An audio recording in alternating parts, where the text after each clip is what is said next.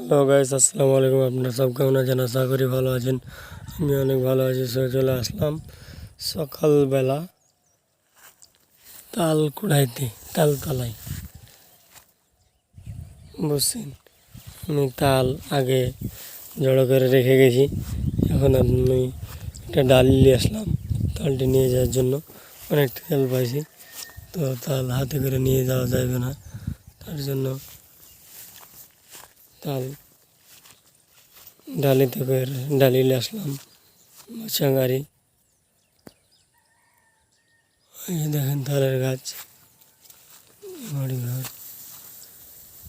এই বাগান, যে তালের গাছ, এই যে দেখেন আর একটা তালের গাছ। এই যে দেখেন কতগুলো তাল পাইছি।